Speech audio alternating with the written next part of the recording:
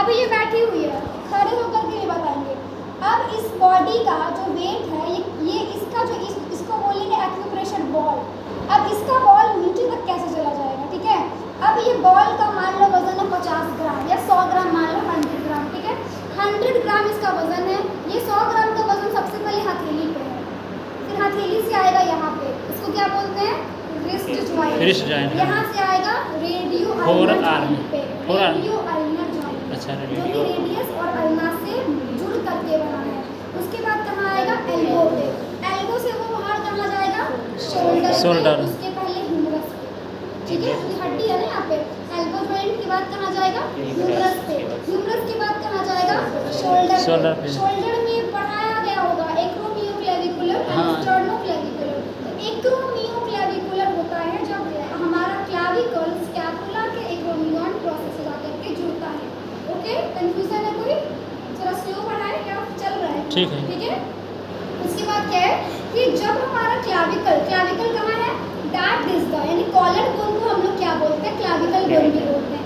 अब यहाँ से एक क्लाविकल यहाँ पे अटैच है स्टर्नम बोन के साथ, तो अब ह्यूमरस के पास वाला वेट कहाँ ट्रांसमिट हो जाएगा, क्लाविकल के एक्रोमियोक्लेविकुलर जॉइंट पे, यानी ह्यूमरस, फिर शोल्डर जॉइंट, शोल्डर जॉइंट के बाद पर्टिकुलर एक्रोमियोक्लेविकुलर जॉइंट, उसके बाद क्लाविकल पे आएगा, क्लाविकल से स्टर्नम पे जाएगा, स्टर्नम से दोनों तरफ क्या है, एक्सिला है ना, एक्सियल स्केलेटन बोलते हैं ना, तो रिब्स होते हैं हमारे, एक्सियल पे जाएगा। एक्सियल के बाद कहाँ जाएगा, जहाँ हमारा पेट होता है ना, अम्बिलिकल कॉर्ड होता है, वहाँ जाएगा सेंटर, हाँ। उसके बाद कहाँ जाएगा, हमारे पेल्विक फ्लोर पे जाएगा। उसके बाद कहाँ जाएगा, नी पे जाएगा। नी के बाद कहाँ जाएगा, ये जो एंकल में निकला हुआ रहता है, इसको क्या बोलते हैं, मैलियोलस। और ये मैलियोलस भी क्या होता है, दो तरह का होता है। देखोगे ये वाला जो इसको क्या बोलते हैं, देखो है ना, ये बोनी प्रोमिनेंस, और ऐसे इधर भी होगा।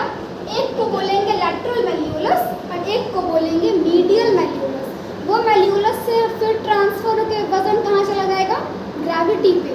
यानी हम कोई भी सामान उठाते हैं ना, आपको लगता है कि हम तो बैग टांगे हुए हैं, नहीं, अगर आप बैग टांगे हुए हैं तो फिर भी वो सिनेरियो से चलता है।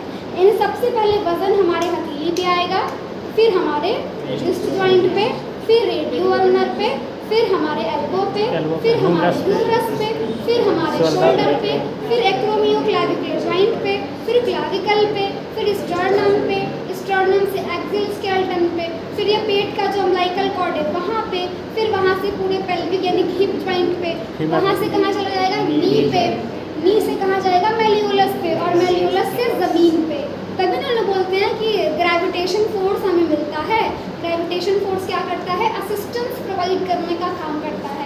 कुछ एक्सरसाइजेज ऐसे होंगे जो ग्रेविटी के असिस्टेंस में होगा, और कुछ ऐसा होगा जो ग्रेविटी के रेसिस्टेंस में होगा। असिस्टेंस में अगर करेंगे, यानी अगर हम ग्रेविटेशनल फोर्स के असिस्टेंस में कोई भी तरह का थेरेपेटिक एक्सरसाइज करते हैं, तो उसका मोटो क्या है कि पेशेंट बहुत ईजी वे में उसको अचीव कर ले। जैसे कि पैसिव आरओएम पढ़ाए थे ना, पैसिव रेंज ऑफ मोशंस। फिर मैंने बोला ग्रेविटी के रेसिस्टेंस में करना है, यानी एक्सरसाइज हम करेंगे लेकिन पेशेंट का मसल जो वर्क करेगा वो कैसे करेगा, ग्रेविटेशन फोर्स के अगेंस्ट में। अगेंस्ट में हम कोई काम तब कर पाएंगे जब मेरे पास अपना एनर्जी हो, तो उसकी मसल में स्ट्रेंथ होना ज़रूरी है, तो वो एक्टिव हो जाता है।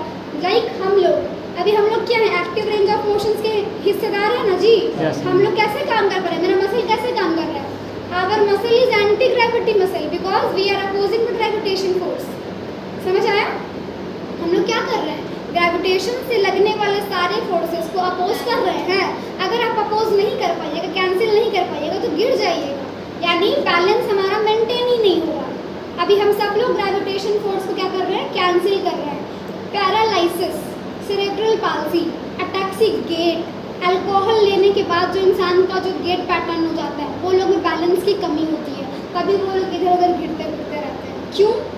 क्योंकि उनकी मसल प्रॉपर वर्क नहीं करती है, ना ही नर्वस सिस्टम सपोर्ट करता है। ठीक है, चलते हैं प्रैक्टिकल की तरफ। ठीक है, बेड पे लेट जाओ, कोई